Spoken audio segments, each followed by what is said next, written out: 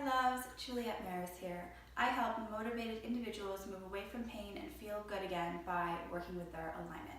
So this month I wanted to share 4 yoga poses that can help with low back pain. Now just note that some low back pain can come from tightness in muscles and other low back pain can come from weakness, so muscles that need strength. So we're really only addressing muscle tightness in this video blog. So my suggestion to you is try each one of the 4 out and then check in with your body and see how it feels. Do you still have the same tightness or restriction in your low back, or do things feel better? So you might not need all 4 and you might need all 4. So try it out, see how your body feels, and let me know. So the first pose is mountain pose. It's standing. It's a pose that most of us do all of the time.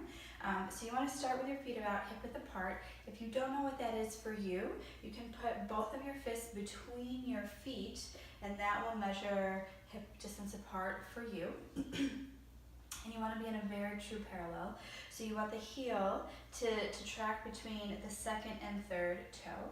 And then instead of having the knees fully locked, you want to have the knees soft. That'll give more space in the hips and more space in the neck.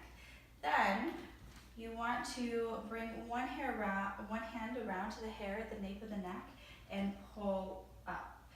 Then you want to make sure that the tip of the nose is in line with the tip of the ear. So sometimes we need to tuck the chin in order to get that. And then with each shoulder, roll it forward, up, and all the way down. So we have this really nice long posture that gives our spine length and takes any pressure that might be on the low back off the low back. So I would stay here for at least 10 deep belly breaths and then check in and see how your low back feels. So now that we've done mountain pose, it's really great to open up the bottoms of the feet because they'll really actually open up the whole back of the body. So start kneeling, bring your weight into your hands, tuck your toes underneath you, and then come to sitting on your heels.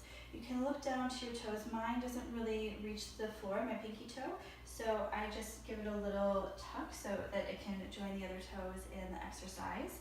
And if this feels like a lot for you, for your feet, you can put a pillow underneath your hips and sit on a pillow. You might need 2, and that's okay. If there's a lot of restriction in your feet, you really want to open this up because it's affecting more than just your feet. So I would stay here with the belly breath for at least 90 seconds. And then once you want to come out, bring your weight into your hands, untuck your toes, and the intensity goes away. Next we have a forward fold, and I really like to do this with the wall so that you have some support and you can hang out there and really allow the body to release. So you can start in mountain pose. So your feet are hip width apart, and I would stand about a foot away from the wall, and then bring your hips to the wall, bending the knees. And then just let your whole torso fall down to the floor. And so your hips are against the wall, so you're resting on the wall. Your belly is on your thighs, so if you need to bend your knees more, go ahead and do that.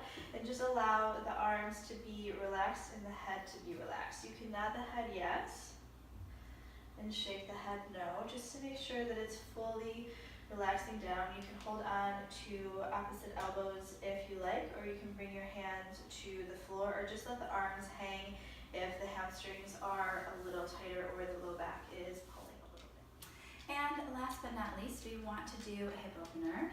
Apparently Luna wants to join in this exercise, so we'll see how good she is at opening her hips. So I like to do a figure 4. You can also do this with the wall. If you follow me on Instagram, I'm posting a video on how to do it with the wall. But the regular one is just laying on your back. So if you lay on your back, and then you bring your left ankle to your right knee, interlace your fingers in underneath the back of the right thigh. Luna's very involved in this. And then she likes to do up dog. And then use the left forearm to open that left thigh and only use the amount of intensity you need.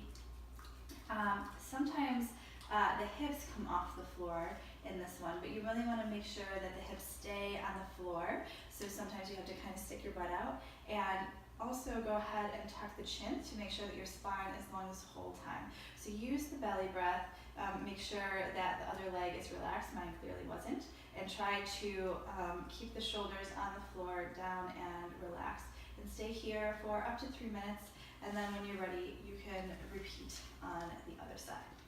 So what you want to do is try out all 4 of these yoga poses, and after each one, check in with your low back and see if there's still discomfort. If there is, then that might not have worked for you. So you might need some of them, you might need all of them, and try out to see what it is that works for your body, because every body is different. And if there's something else that you like to do that helps release your low back, I would love for you to share that in the comments below so that we can help more people in less time. Take care, and I will see you next month. Bye-bye.